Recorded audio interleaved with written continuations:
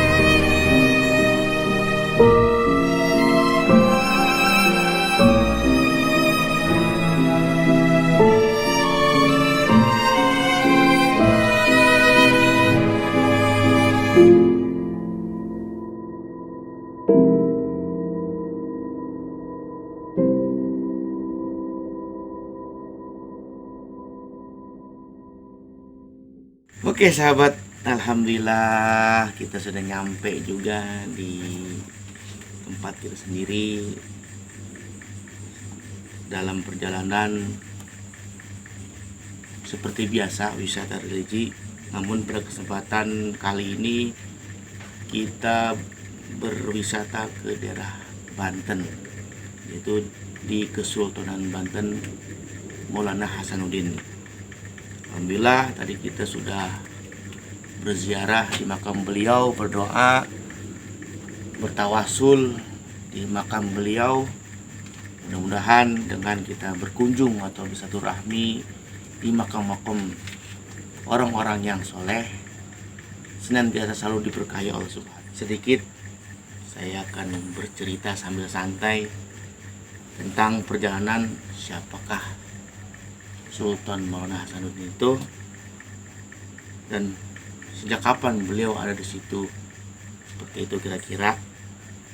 Jadi menurut dari cerita rakyat, para luhur-luhur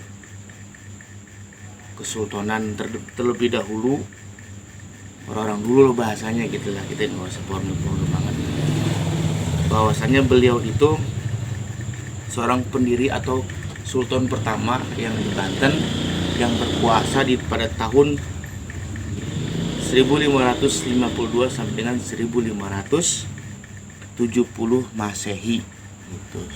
Dan beliau juga seorang pelopor di mana penyebaran Islam di daerah Banten pada masanya. Beliau adalah anak atau putra dari Syekh Syarif Hidayatullah atau Sunan Gunung Jati, yang sudah masyhur lah, banyak orang-orang pada tahu bahwasanya beliau itu adalah putra dari Syekh Syarif Hidayatullah atau Sunan Gunung Jati. Oke sahabat, ya kita melanjutkan cerita santai sambil merokok lah sedikit mah. Jadi itulah riwayat sejarah awal Kesultanan Banten yang dipimpin oleh Sultan Maulana Hasanuddin. yang nama aslinya beliau itu Pangeran Sabakingking. Itu. Jadi beliau itu asli namanya Pangeran Sabakingking. Setelah itu menjadi sultan, diberikan gelar jadi Sultan Maulana Hasanuddin. Jadi menurut orang-orang terdahulu, gelar tersebut gelar yang luar biasa bagi siapapun sebenarnya. Akan tetapi sedikit saya kupas di sini arti dari Hasanuddin. Jadi kalau menurut dari orang tua atau guru atau para kiai menyatakan bahwasanya Hasan itu baik, din itu agama. Jadi barang siapa yang menegakkan agama Allah dengan baik, yang tulus, yang gagah perkasa, yang siap membela panji-panji Allah, itu gelarnya Hasanuddin. Seperti itu kira-kira sahabat. Jadi barang siapapun yang membela agama Allah dengan sebaik-baiknya, dengan sesungguh-sungguhnya, gelarnya itu Hasanuddin. Jadi Hasan itu baik, din itu agama. Jadi orang-orang yang merawat agamanya sendiri, membela agamanya sendiri. Seperti itu kira-kira. Oke sahabat, selanjutnya kita akan membahas tentang sejarah kehidupan beliau di masa-masa beliau. Setelah Prabu Suraswan wafat, beliaulah yang meneruskan Kesultanan Banten yang di bawah pimpinan waktu itu, kalau tidak salah, dipimpin oleh Pangeran Arya Surajaya atau Prabu Pucuk Umun. Jadi waktu itu di Banten itu ada namanya Prabu Pucuk Umun. Nah, disitulah beliau memimpin daerah Banten oleh Prabu Pucuk Umun. Nah, untuk istilahnya mempertahankan Banten itu supaya lebih baik, muncullah Sultan Hasanuddin. Sebelum jadi sultan itu Pangeran Sabakingking. Dari situlah beliau dikasih gelar namanya Hasanuddin, berperang dengan Pangeran Pucuk Umun, sehingga singkat cerita Pangeran Pucuk Umun kalah dalam peperangan, bukan secara fisik, tetapi perang adu ayam jago. Disitulah Pangeran Pucuk Umun dikalahkan oleh Pangeran Sabakingking. Itu. Jadi diserahkanlah itu kepemimpinan oleh Prabu Pucuk Umun kepada Pangeran Sabakingking yang kita kenal sebagai Sultan Maulana Hasanuddin. Banyak ceritanya yang saya tahu seperti itu sampai sekarang, sehingga banyak penyebaran agama makin berkembang dan berkembang. Jadi pengikut Pucuk Umun yang istilahnya nggak mau ikut Pangeran Pucuk Umun, Prabu Pucuk Umun, masuk ke agama Islam dan menetap di daerah Banten, sedangkan yang lainnya masuk ke garis atau ke bagian suku Baduy. Jadi singkat cerita seperti itu. Ya sahabat, jadi sekilas info cerita sejarah dari Sultan Banten yaitu Sultan Hasanuddin, kurang lebihnya seperti itu kira-kira. Kurang lebihnya nanti kita bahas lagi yang lebih detail. Nah, untuk lebih lanjutnya kita akan berziarah dua tempat nih sahabat. Itu kan. Jadi setelah dari Maulana Hasanuddin, kita berziarah ke Pangeran Aryadillah, Panglima Aryadillah gitu. Jadi kalau kita telusuri, kita dengar cerita-cerita rakyat lagi nih, cerita orang Banten bilang sih bahwasanya beliau ini yaitu Pangeran Aryadillah itu anak dari putra dari Sultan Maulana Hasanuddin, cuma lahir dari seorang ibu dari kalangan putri jin. Jadi Maulana Hasanuddin itu punya istri dari kalangan bangsa jin gitu, sehingga lahirlah putra yang bernama Aryadillah. yang menjadi panglima besar di Kesultanan Banten, di Kesultanan ayahnya atau orang tuanya, yaitu Sultan Hasanuddin. Seperti itu kira-kira. Bahwasanya beliau ini banyak sebenarnya. Kalau kita telusuri satu demi satu mungkin nggak cukup waktunya lah. Tapi singkat ceritanya seperti itu yang kita tahu, yang kita udah investigasinya. Garis besarnya putra Sultan Hasanuddin itu yang dari kalangan dari bangsa Jin itu bernama Panglima Besar Pangeran Aryadila. Seperti itu kira-kira sahabat. Jadi mudah-mudahan kita kedepannya atau nextnya bisa lebih baik dalam memberikan informasi.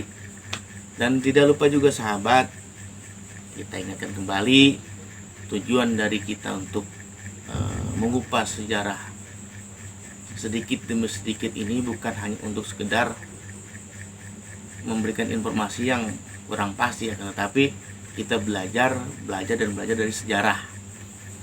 Nah, dari sejarah itulah kita bisa ambil hikmah, ambil cerita, ambil pelajaran, sepak terjang dari para sejarawan itu dalam membangun sebuah lingkungan yang baik, yang bagus, peradaban yang bagus, adat istiadat kebudayaan yang bagus, seperti itu kira-kira. Jadi jangan pernah meninggalkan sejarah, jangan pernah melupakan sejarah.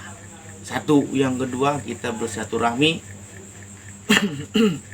berkunjung kepada orang-orang yang berperan sebagai orang yang bersejarah, sehingga nanti kita dibantu dengan sejarahnya itu tadi gitu. Sehingga sejarah itu nggak akan punah. Makanya saya sedikit memberikan informasi walaupun nggak full banget sejak informasinya, tapi mudah-mudahan sedikit ini bisa jadi pelajaran buat kita bahwasanya ada orang-orang di belakang kita, orang-orang terdahulu yang memperjuangkan dunia ini gitu, bumi ini, sehingga kita ada di sini sekarang gitu.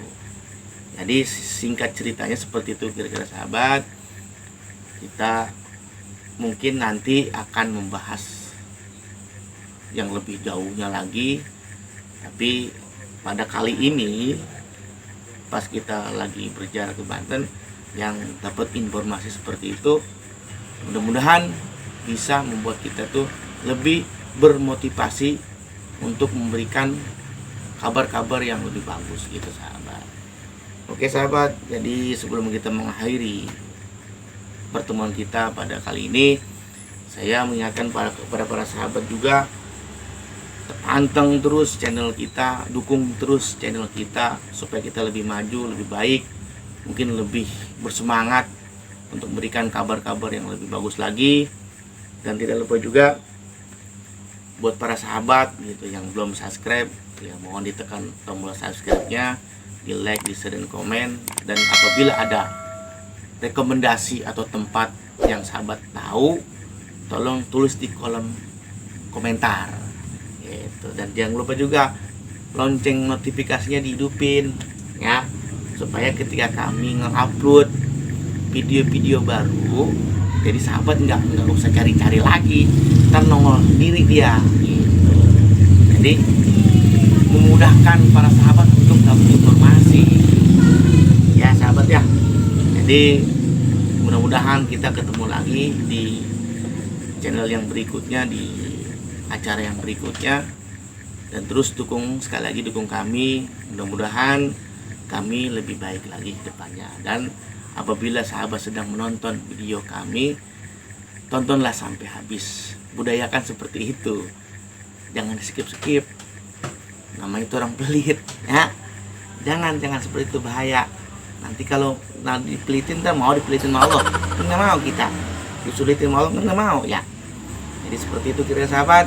Jadi mudah-mudahan kita panjang umur, sehat walafiat, rezeki yang melimpah, barokah, sehingga nanti kita bisa bertemu kembali di channel yang sama, di Ujul Channel TV.